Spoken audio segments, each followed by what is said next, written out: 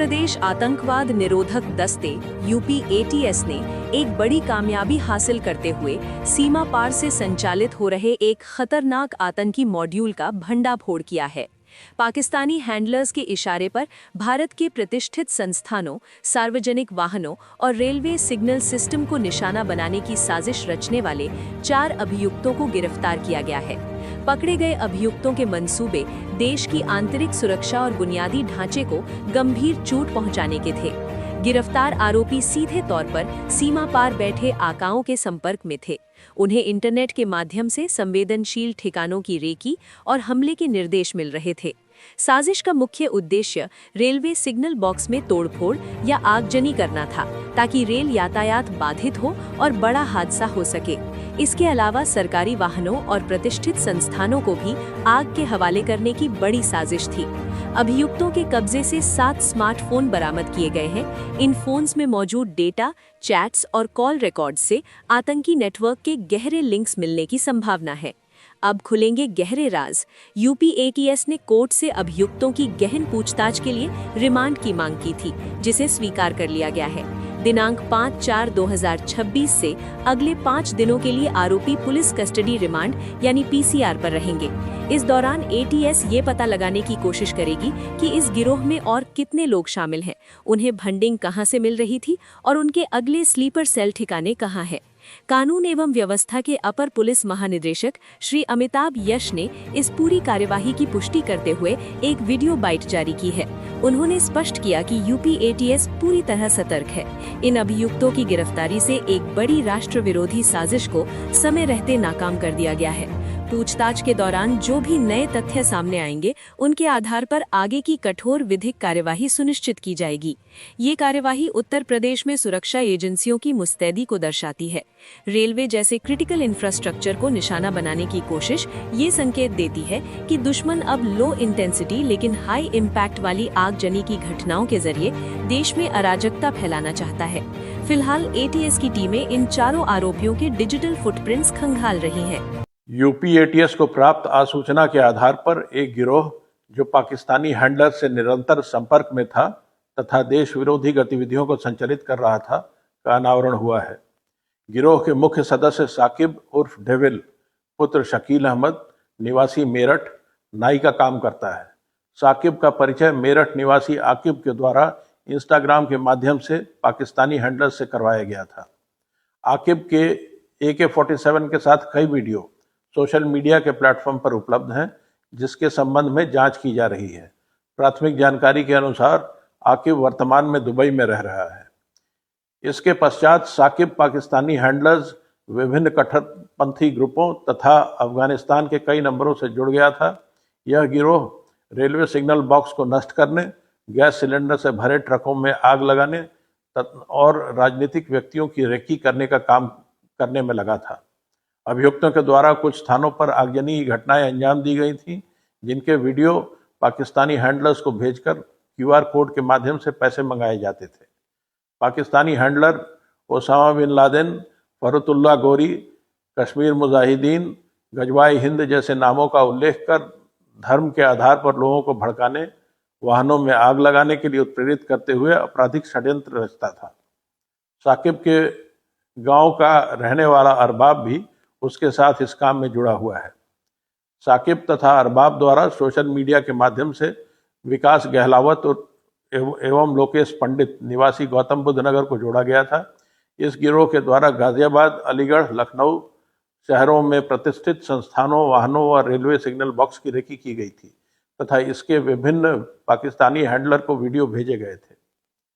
दिनांक 2 अप्रैल को इस गिरोह के मुख्य सदस्य साकिब उर्फ डेविल द्वारा लखनऊ रेलवे स्टेशन के पास रेलवे सिग्नल तथा अन्य रेलवे संपत्ति को आगजनी व विस्फोट कर नुकसान पहुंचाने की योजना बनाई गई थी, जिसके कार्यान्वयन के पूर्व ही एटीएस टीम द्वारा गिरोह के सदस्यों को गिरफ्तार कर लिया गया। गिरफ्तार अभियुक्तगणों से 7 स्मार्टफोन बरामद हुए हैं, जिनमें महत्वपूर्ण साक्ष्य उपलब्ध हैं। गिरफ्तार अभियुक्तगण को न्यायालय के समक्ष प्रस्तुत कर दिनांक 5 अप्रैल से 5 दिवस की पुलिस कस्टडी रिमांड प्राप्त किया गया है।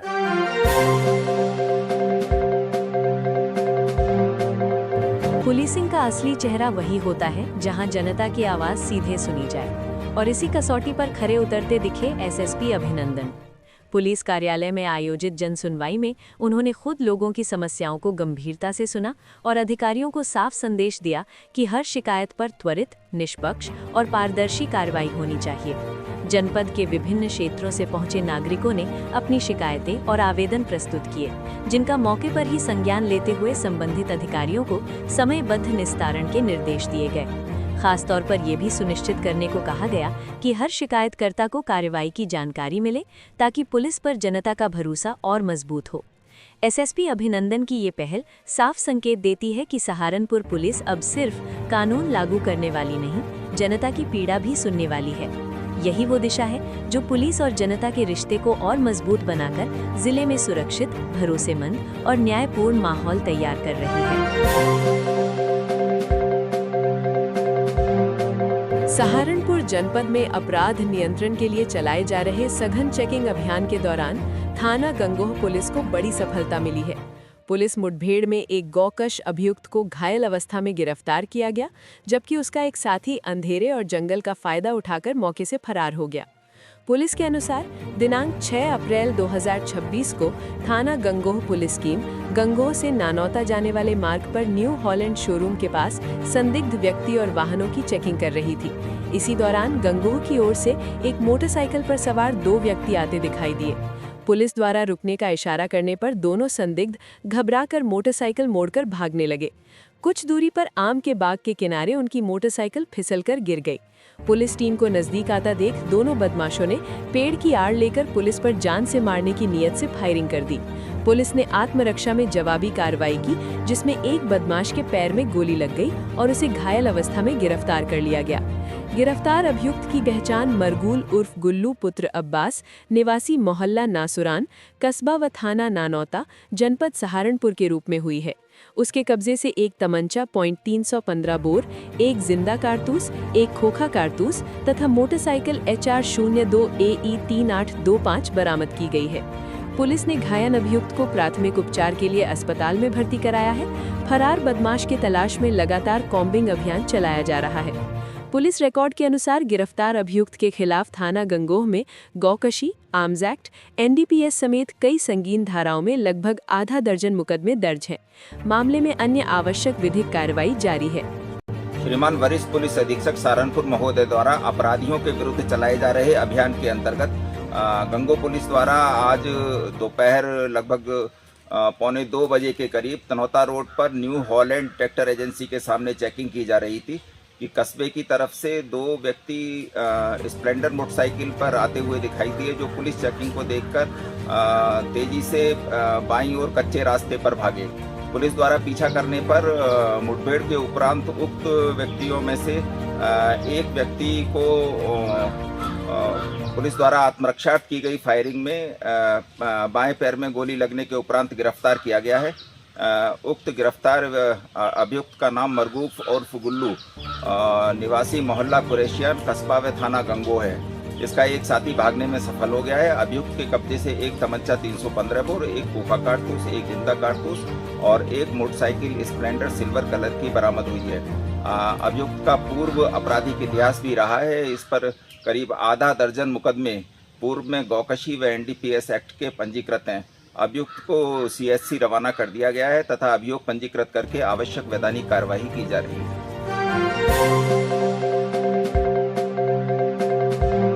अवैध खनन के काले खेल पर अब चिल्काना पुलिस ने सीधा वार करना शुरू कर दिया है। SSP के सख्त मार्गदर्शन में थाना प्रभारी विनोद कुमार की अगुवाई में चल रही कार्रवाई ने साफ कर दिया है कि अब माफियाओं के दिन गिने चुने रह गए हैं।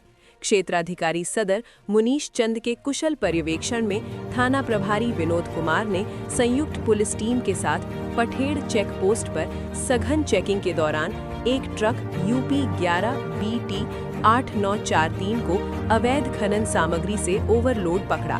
मौके पर ही ट्रक को सीज कर थाना परिसर में खड़ा करा दिया गया। कार्रवाई में निरीक्षक चंद्रपाल सिंह, कांस्ट हरिभान सिंह व राजस्व विभाग के अशोक कुमार शामिल रहे। ये सिर्फ एक कार्रवाई नहीं बल्कि सीधी चेतावनी है। अब चिल्काना में अवैध खनन का धंधा करने वालों के लिए कोई रास्ता नहीं बचा। थाना प्रभारी विनोद कुमार की लगातार कार्रवाई से अपराधियों में हड़कंप मचा हुआ है। Jammu Srinagar national highway NH-44 पर सोमवार तड़के बड़ा हादसा हो गया।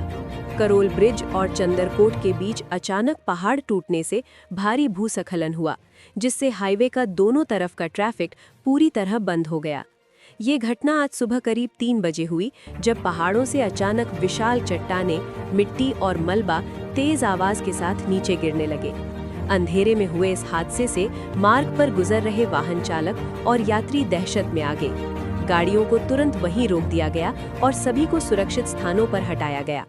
स्थानीय लोगों के अनुसार देर रात से क्षेत्र में मौसम खराब था और हल्की बारिश भी जारी थी। इसी दौरान पहाड़ी का बड़ा हिस्सा ढह गया और पूरा मलबा हाईवे पर आकर फैल गया। इससे कई किलोमीटर तक लंबा जाम लग गया है। भारी वाहनों, ट्रकों और यात्री बसों में फंसे लोगों को पुलिस की गश्ती टीमों ने सुरक्षित स्थानों पर शिफ्ट किया। प्रशासन, SDRF और BRO की टीमें मौके पर पहुंची और राहत व बचाव कार्य शुरू किया, लेकिन मलबा इतना भारी है कि सड़क पूरी तरह साफ करने में कई घंटे लग सकते हैं।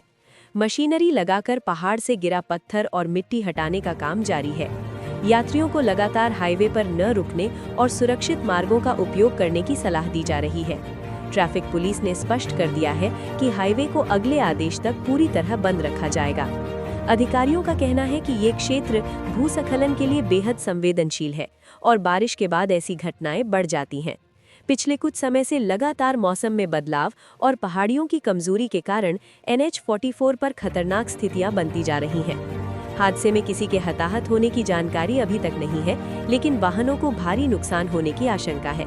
पुलिस ने बताया कि चट्टानें इतनी बड़ी थीं कि कई मिनट तक उनके गिरने की आवाज लगातार सुनाई देती रही। फिलहाल NH-44 के करोल ब्रिज चंदरकोट वाला हिस्सा पूरी तरह बंद है और प्रशासन ने यहां यात्रा न करने की सख्त सलाह जारी की है। BRO और पुलिस की टीमें सड़क को जल्द से जल्द बहाल करने में लगी हैं, लेकिन अधिकारियों ने बताया है कि भारी मलबा और लगातार ऊपर से गिर रहे छोटे पत्थर राहत कार्यों को और मुश्किल बना रहे हैं।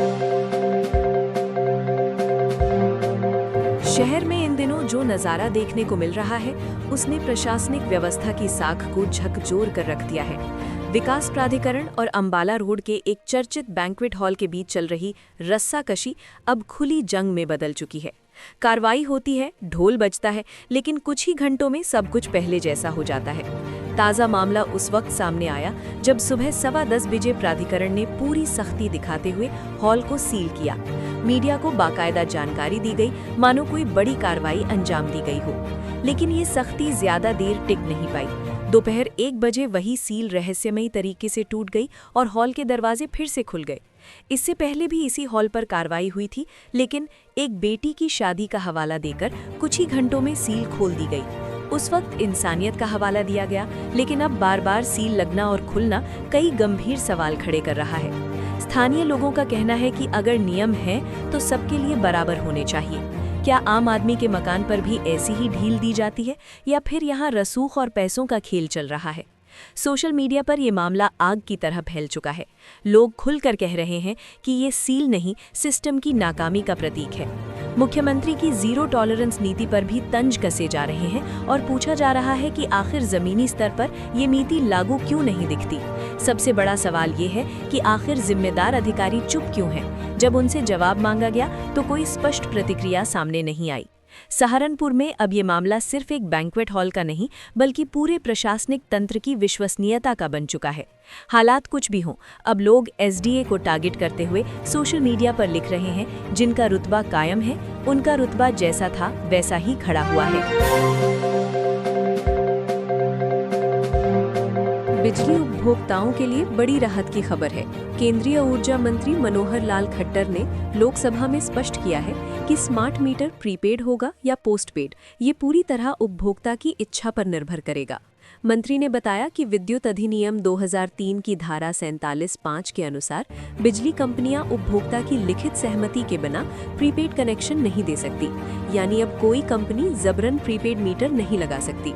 स्मार्ट मीटर के कई फायदे भी बताए गए हैं। उपभोक्ता अपनी बिजली खपत को रियल टाइम में देख सकते हैं। प्रीपेड मीटर में बिल पर छूट का लाभ मिलता है और यदि कोई उपभोक्ता खुद प्रीपेड सिस्टम चुनता है तो उससे सुरक्षा राशि भी नहीं ली जाएगी। सरकार ने ये भी साफ किया कि उपभोक्ता नए कनेक्शन या मीटर बदलवाते समय अपनी पसंद प्रीपेड या पोस्टपेड स्पष्ट रूप से लिखित में दे। अगर किसी उपभोक्ता के घर में बिना अनुमति के प्रीपेड मीटर लगा दिया गया है तो वो इसकी शिकायत कर सकता है। अधिकारियों ने उपभोक्ताओं से अपील की है कि वे अपने अधिकारों के प्रति जागरूक रहें और किसी भी समस्या पर तत्काल बिजली विभाग से संपर्क करें।